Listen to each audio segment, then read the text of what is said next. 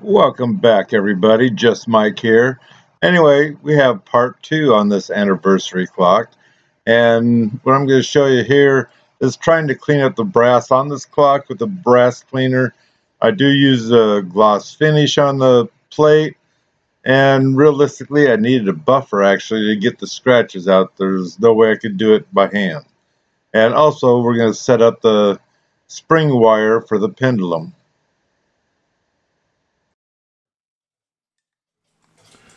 I got the two hands on with the pin in there, and of course beveled washer. Got the face on, obviously, the dial. So now, like I say, we're ready for cleaning the stand this sets in. I did want to make a special note. This is taped on here, no biggie, whatever. But you notice that key? It's not a long key. It's just a short key. If I didn't see this in person, I'd think this is a key that would shut the water off at a school or a business or whatever that doesn't have a handle to keep people from playing with them.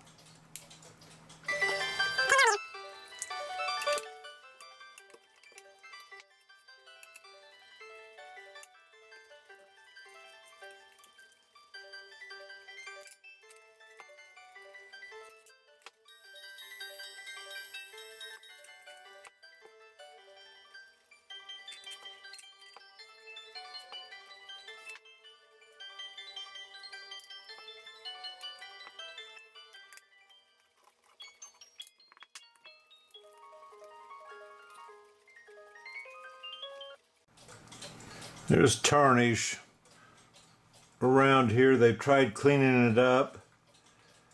I don't know if they gave up. Sometimes you worry because how much of this is brass. It looks like this is a brass cover over this metal piece here. So we'll try to see if we can clean that up and just try to pay attention. Hopefully this is a solid piece of brass that has been formed and then set over this.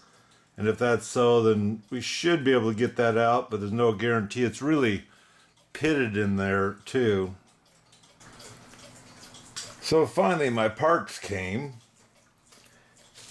Like I say, this video is being made before Christmas, but it's coming out after Christmas.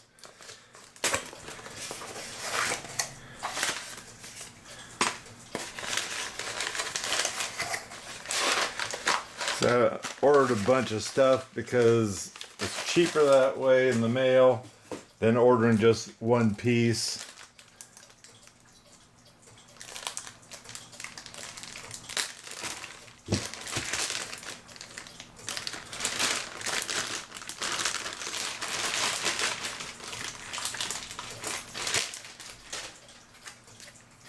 And these are what we were looking for.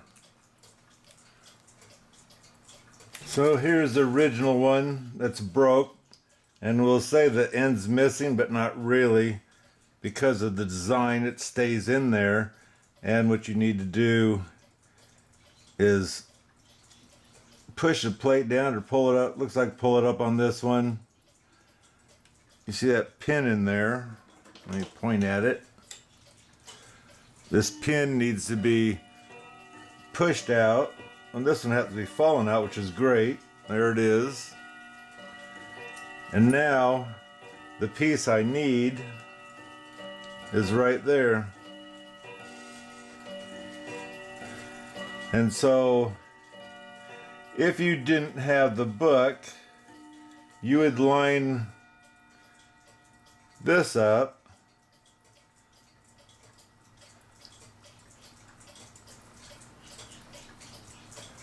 and mark on a piece of paper where the bottom of this round one is.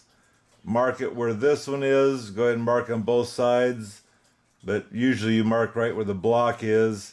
You come down, like I say, your piece of paper here, mark at the bottom of where the wires broke off, because usually this is tight up against that. And you could mark at the bottom, but the main thing is marking at the top because this is the level that you need. And then possibly you don't need the book. Otherwise you're going to be winging it. Well, you're kind of winging it doing it this way too, but that's fine.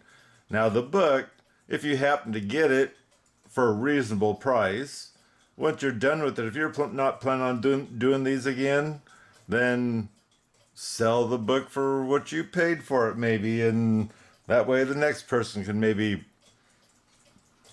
not necessarily profit, but enjoy using the book for what time they needed. If you have the book, go ahead and take the piece of paper after you get this lined up to make sure it's, well, you don't have to line this one up, but in the book, well, let me show you. In the book, if you look at the plates, it tells you the 1, 3A, 3B, and 3C could be the one that goes to this clock.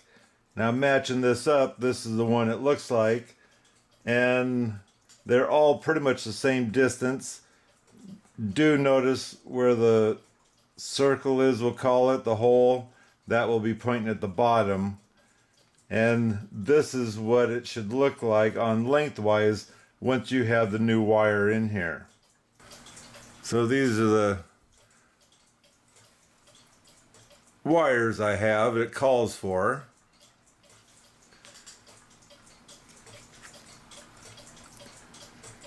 They're called springs, but spring wire, whatever you want to call them. And so here it is. And what I suggest doing is starting at the top, get your fork in, come down, and then you can adjust, or get this one in first, come up, get your fork in, then you can shove the wire beyond on this one. Whichever, doesn't matter. And also, if you do have the book, take your pick of doing it right on the book so it's right next to it, or get that piece of paper shoved up against here and do your markings at the top here, at the bottom of the fork, or the top of the fork, and then the bottom of your circle. So you're going to need a real teeny screwdriver, and that's going to fit those screws. And I tried not to get the screws to fall out, but they do fall out, and they're easy enough to get back in, but I just soon loosen them enough that I can pop that wire just inside there, because it seems to be easier, let's just put it that way. But there's no easy way about it. It's going to take just a little bit of time to get this rebuilt back together again. So here I have it together.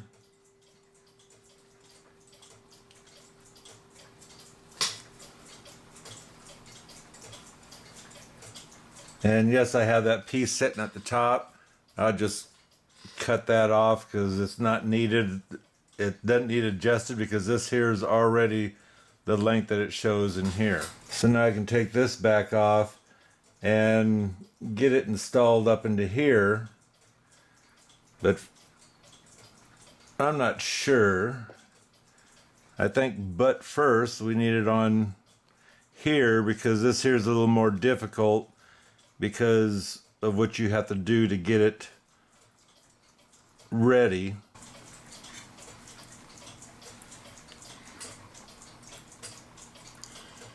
So what we're going to do is slide this down in here.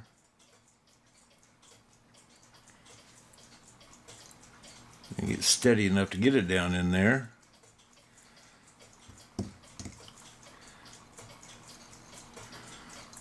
Now that's down in,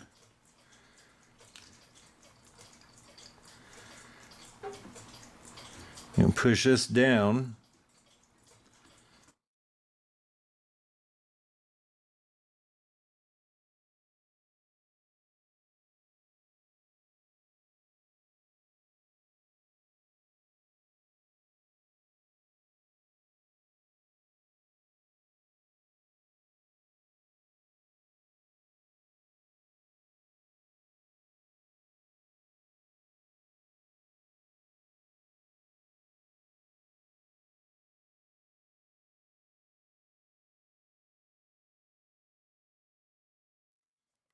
Just to show you on the stand of this clock, I tried buffing out the rust and whatnot.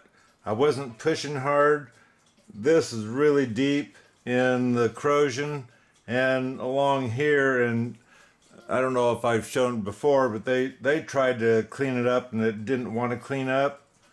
We also have some right there and there, and you'd think that would clean out decently, but just using a rag and the brass cleaner, it just wasn't getting it. And I haven't tried perfecting my skills yet on trying to clean this, but I would almost say you might need a Dremel with some speed on it, but then again, not knowing how much of a scratch you're going to put into the brass. This here you would think was a full brass plate, and what it is the brass skin was put over this metal here. But just the same, it's got to have a certain thickness of brass, and it just wasn't coming out. Anyway, just to seal after cleaning this, I did use this on there to give it one protective coat, and so hopefully that's be good enough. Now, I don't know if I've said this or not, but this movement I felt had an awful small spring in there. And I almost wonder, because it doesn't say in the book, if this is just an 8-day clock or if it's 365 days. I don't know.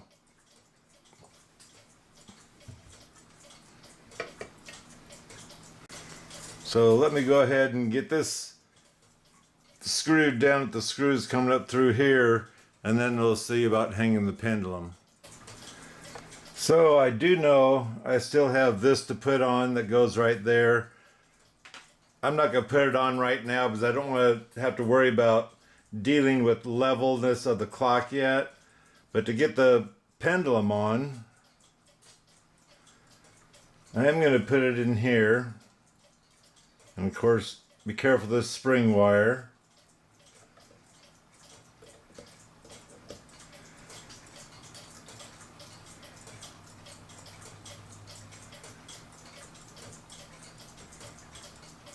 There, now it's locked into place, and locked into place means this is being lifted up, so it's not hard to get back in, we'll say.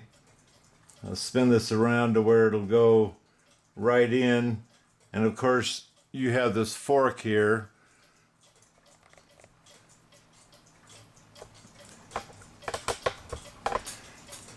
The fork needs to hit that or go into that rod.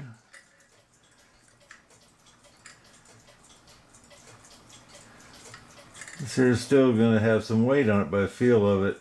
Oh, had it stuck behind the, oh mercy, the winder.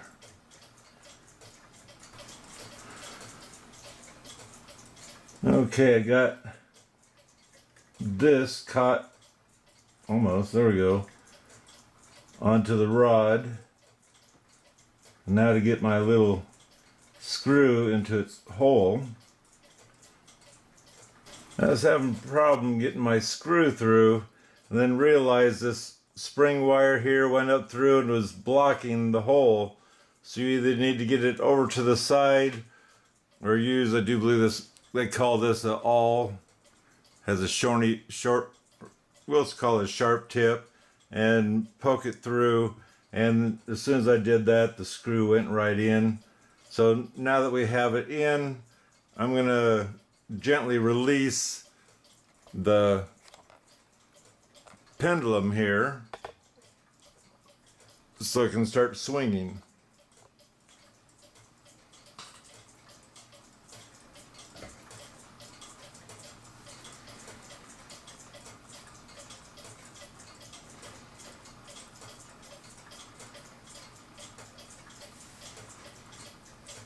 So what I'm going to be looking for is to see whether this thing actually ticks or not, which right now I can see it's not.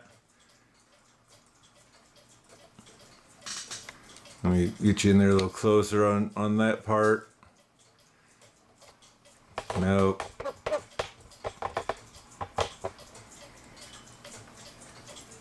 This part right here needs a tick, and it's not.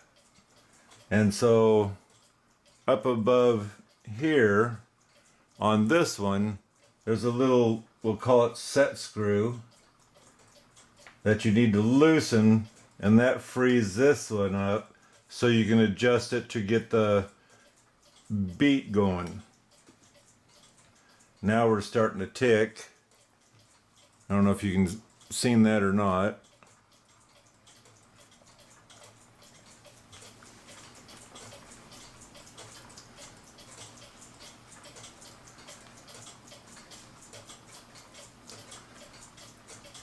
I'm going to try to stop the pendulum from shaking around so much.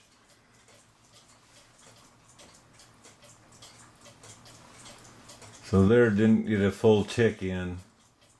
Oh, I guess it did. Now, they say you let this clock settle down as it's, we'll call it ticking, spinning, whatever, and that before you just start doing a bunch of adjustment. Now I did a big adjustment up here because I wasn't even getting a tick on this, and I still might need to move it more, but like I say, let that pendulum settle down to where it's able to get its momentum of whatever it's going to do, and then work from there. Now the other thing you're looking for, even though the book has got us in the great ballpark where we're supposed to be, on this here, you look for the rod, you look for fluttering.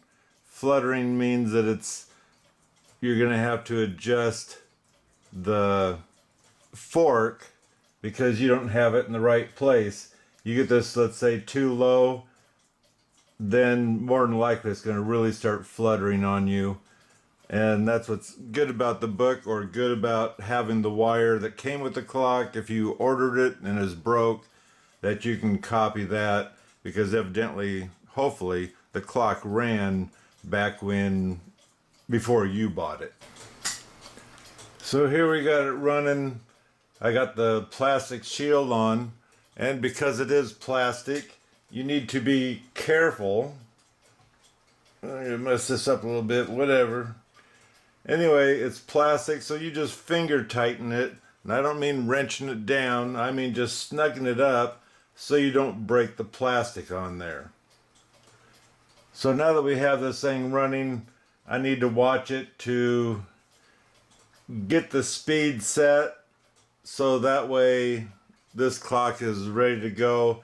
And when you do, let's say, get it done, or you're going to move it, raise this thing up, click it over. Now it's holding the pendulum, so your wire's not going to break. And now you can move it wherever you want, wherever the actual resting place is for this, that you're going to watch this clock run. And then you can level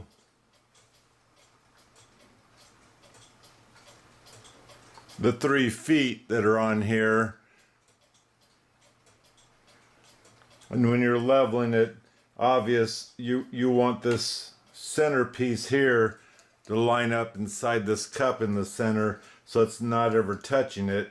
And that cup is also there to keep this thing from, if it gets bumped or whatever, it's not flying around.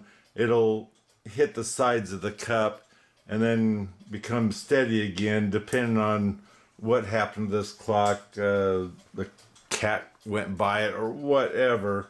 It's not gonna mess this thing up because it's locked in here, or because the cup is holding it from moving around. So when I installed that centerpiece there, I had the pendulum in the locked position, and I centered it with the post coming down on the pendulum, and then I snugged it up into place. So anyway, there we have it. And a very nice Welby. And like I say, I'm in the process now. I've let it run for a day, and I'll probably let it run for a week before I really get carried away, but right now I'm adjusting the pendulum speed in order to get this to be just right for the person that owns the clock. Now I did, like I said in the video before, I did try a little bit of cleaning the tarnish that was on the ring and also the plate, and the ring was easy enough. It's a small piece. The plate, I actually need an electric buffer of some sort, whether it be a Dremel or what, in order to actually shine the scratches out after the cleaner, brass cleaner, because this is real gritty, and that's why you don't push very hard. In fact, you don't push at all. You just take your towel, you have this on or whatever, and just keep lightly going over. And it did clean up, but it does leave scratches. So I did an attempt. You'll also notice on the balls here, 2, 3, excuse me, looks like 3 of them are tarnished quite well.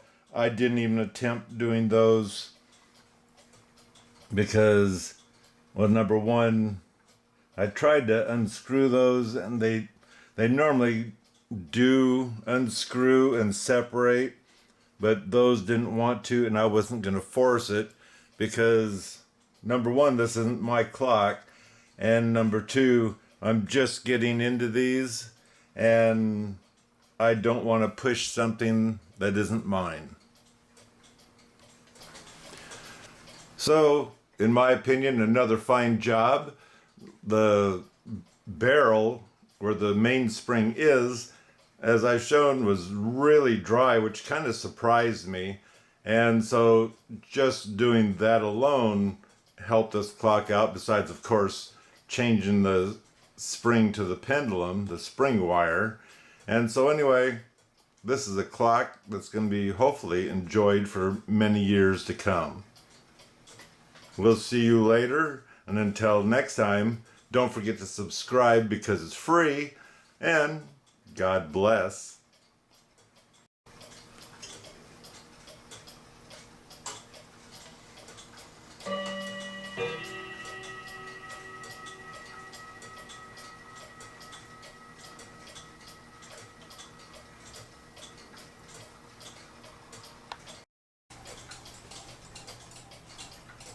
Welcome back, everybody. Today we have a Welby anniversary clock to work on. If you like this channel here or whatever, go ahead and subscribe. Why? Because it's free. And give me a great thumbs up, I'd appreciate it. So anyway, let's take a look at this clock.